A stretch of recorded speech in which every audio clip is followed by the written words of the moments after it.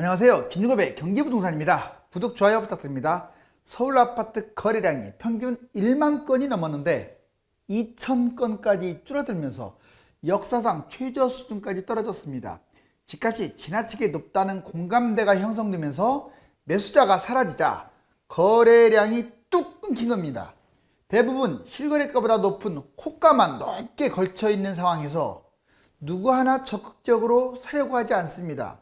이런 상황에서 호가가 추락하고 집값이 급락할 일이 벌어졌습니다.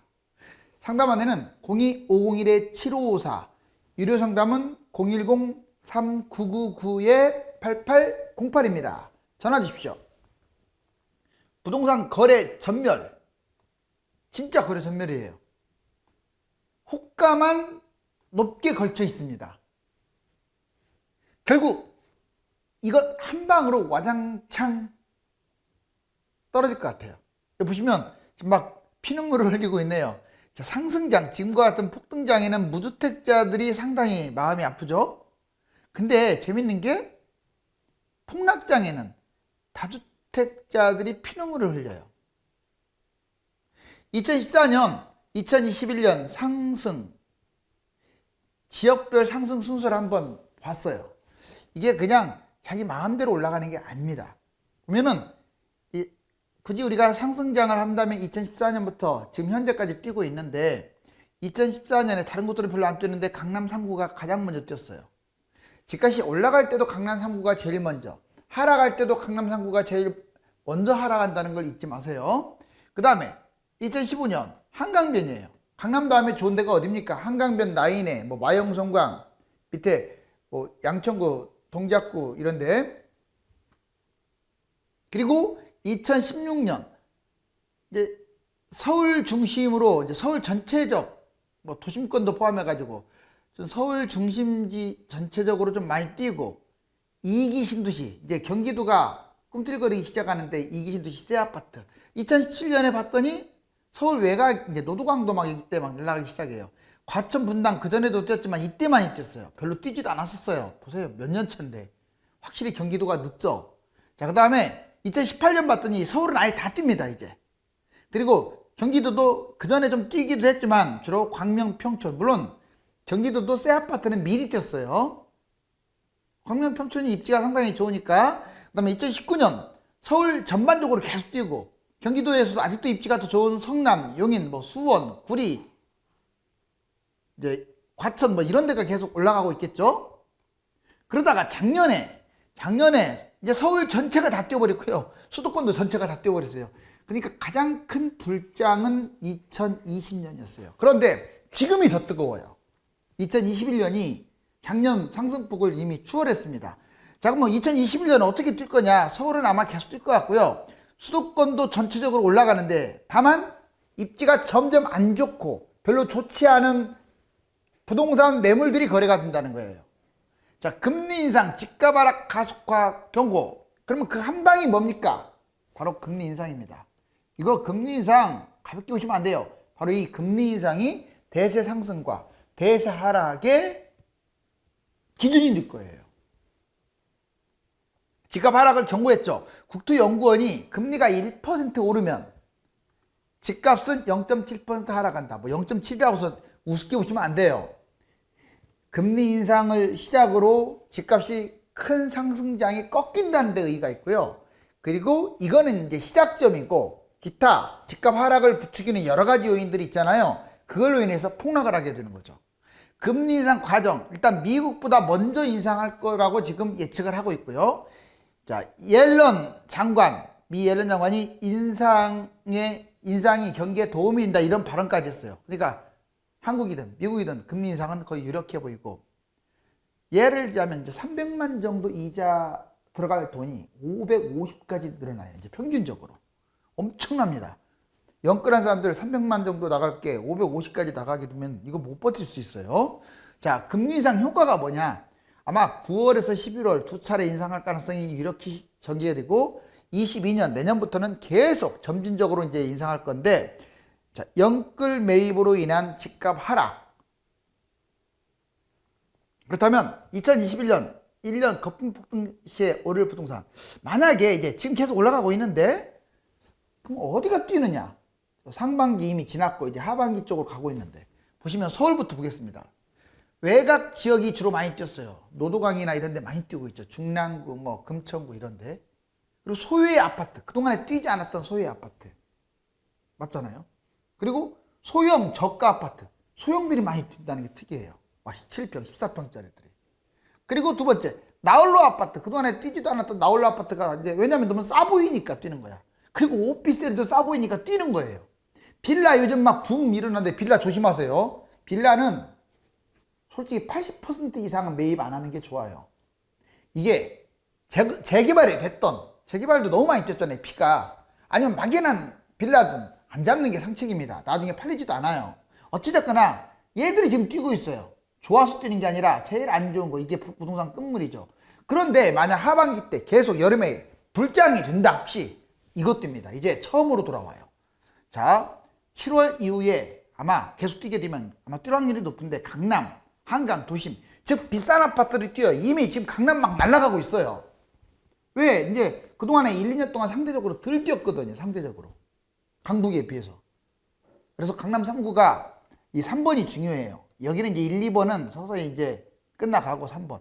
수도권도 볼까요? 먼저 인천, 안산 등 외곽, 소형 저가가 지금 막 날아가고 있어요. 아시죠? 그리고 나홀로 아파트. 이런 거 사면 안 되는데 이제 안 좋은 것들이 뛰어요. 수도권도. 왜? 싸니까. 오피스텔, 빌라. 제가 이 말 했다고 이런 거 잡으면 안 돼요.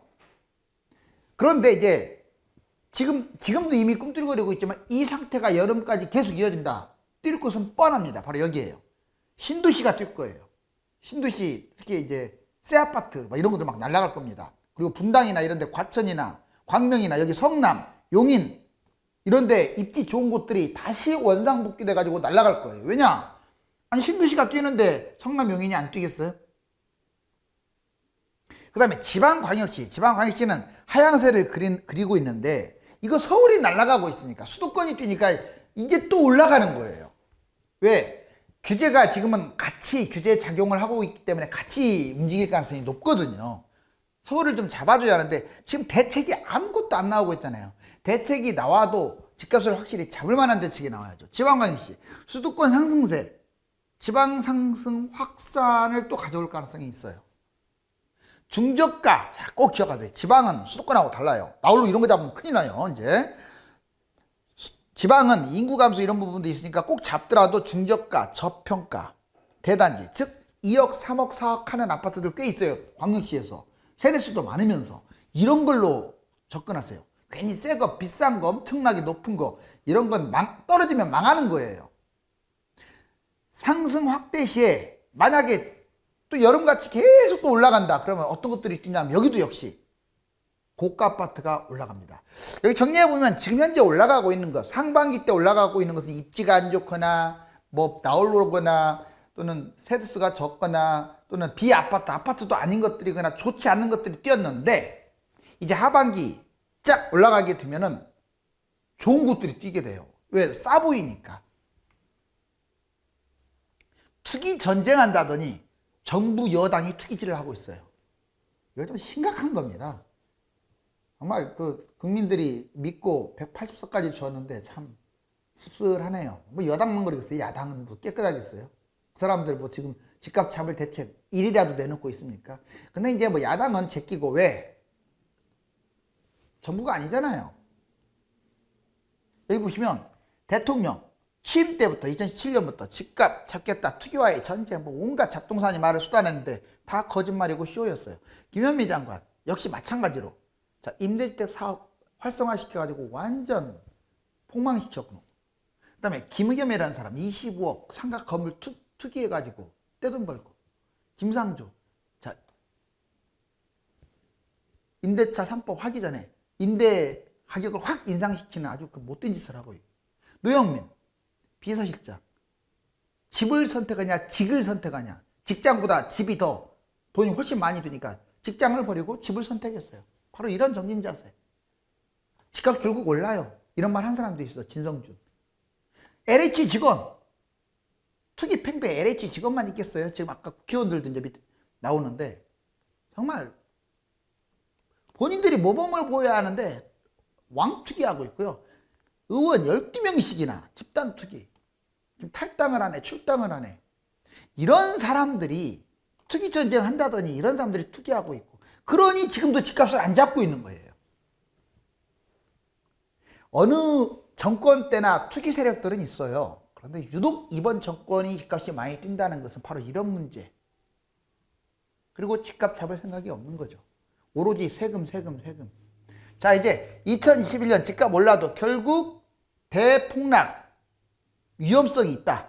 이건 꼭 아주 중요한 얘기니까 자주 반복하는 얘기인데, 지금 뭐라고 그럴까, 서울 아파트 4.5억이 10억 됐고, 이게 이제 만약 1년 더 뛴다, 12억, 2억 더 뜁니다.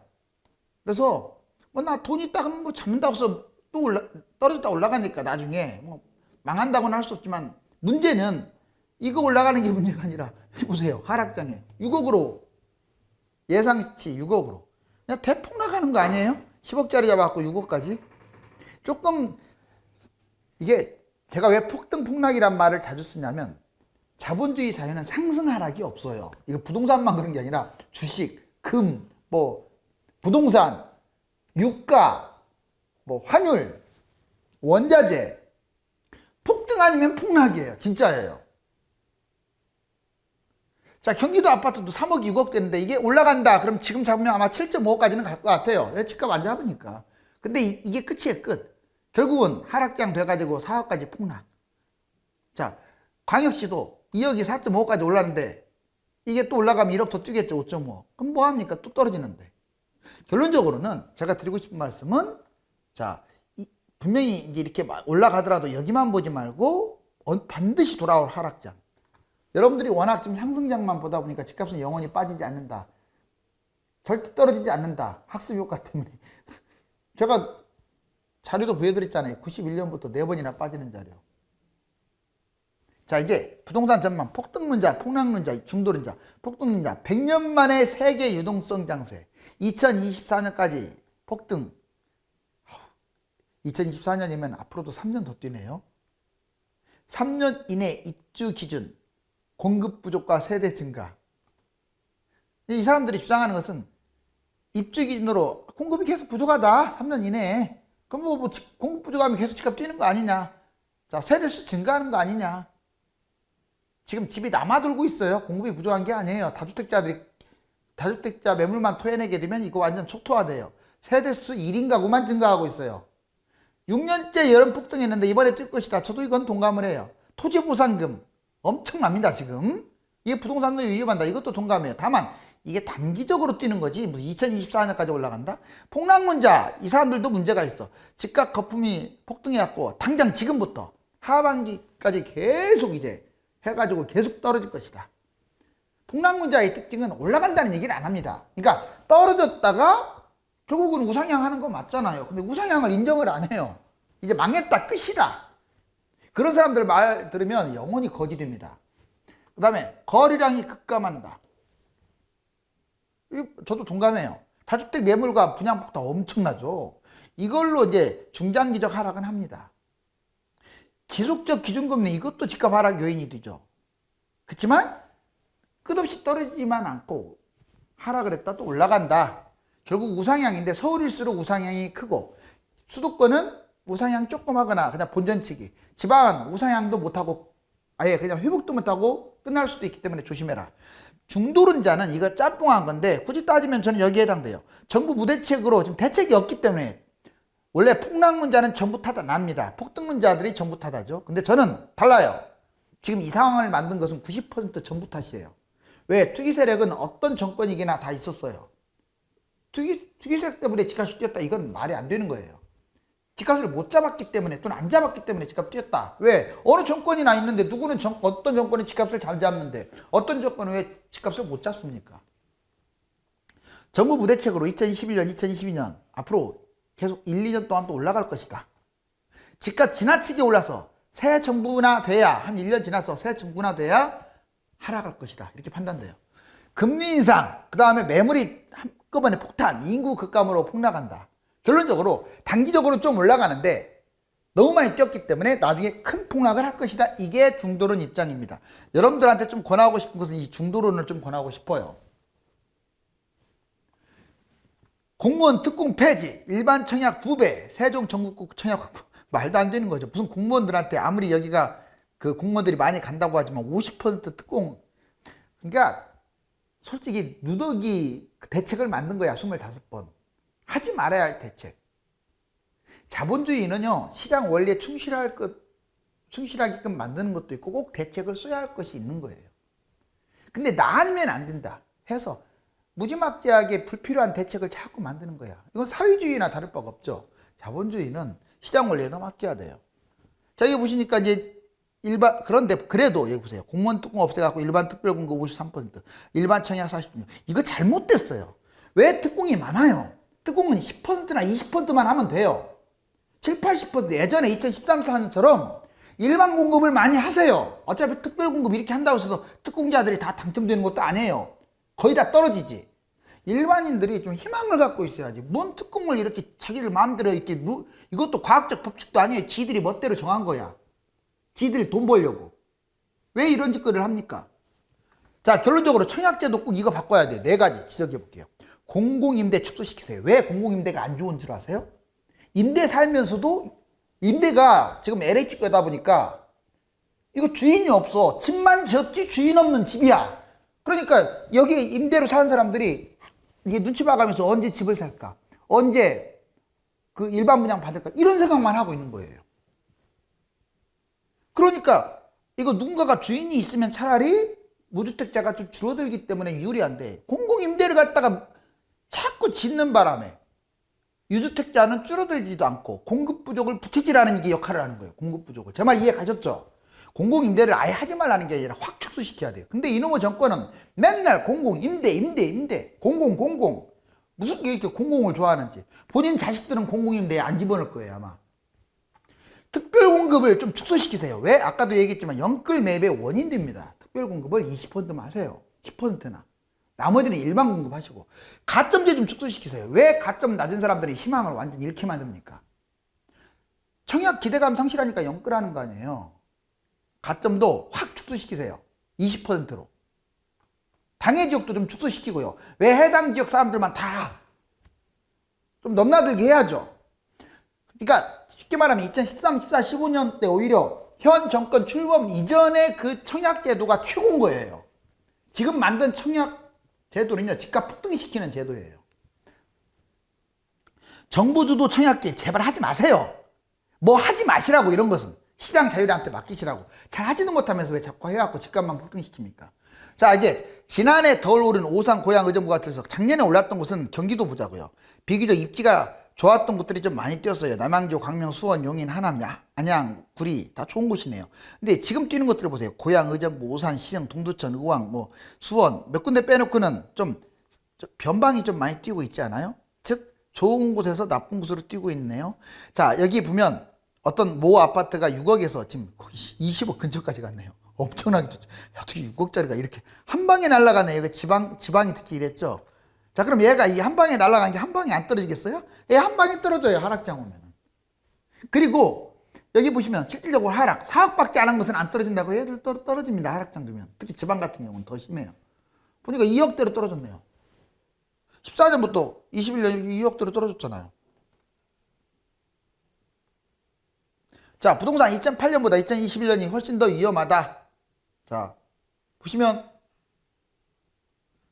지금 무엇 때문에 위험하다고 하냐면 이 금리 때문에 그래. 옛날에는 5%인데 지금은 0.50. 이게 만약에 이제 올라갈 일밖에 없잖아요, 금리가. 그래서 위험하고. 집값 보세요. 뭔 대책 많은데 지금 현재 이렇게 뛴 거예요. 이렇게. 자, 결국 여기까지 왔는데 이제 좀 하락할 어떤 상황에 놓여 있겠죠. 자, 전세 보증금 4억 5년간 1조가 넘습니다. 그리고 30년 된 아파트 새 집 다 됐다. 4억 정도 돈 들어가고 15억이나 챙겨요. 뭐냐? 그게 리모델링하고 재건축이에요. 그래서 그쪽도 리모델링, 재건축 기대주들은 좋아요. 나름. 여기 보시면 체인지라고 있습니다. 자, 이 체인지, 이 G를 C로 바뀌면 찬스가 돼요, 여러분들. 찬스. 참 재밌죠? 여러분들한테는 하나의 기회가 또 올 수가 있어요. 단순하게 바꾸는 게 아니라 또 다른 기회가 올 수가 있으니까 섣부르게 하지 마세요. 지금은 다주택자의 매물 잠김으로 호가가 뛰고 있는 상황이지만 집값이 꺾이게 되면 그들의 매물이 한꺼번에 쏟아지면서 50% 이상 대폭락을 가져올 수 있습니다. 지금 부동산을 서서히 떨어뜨리는 작업을 하지 않는다면 결국 거품이 터져서 일본처럼 잃어버린 30년이 정해질지 모릅니다. 감사합니다.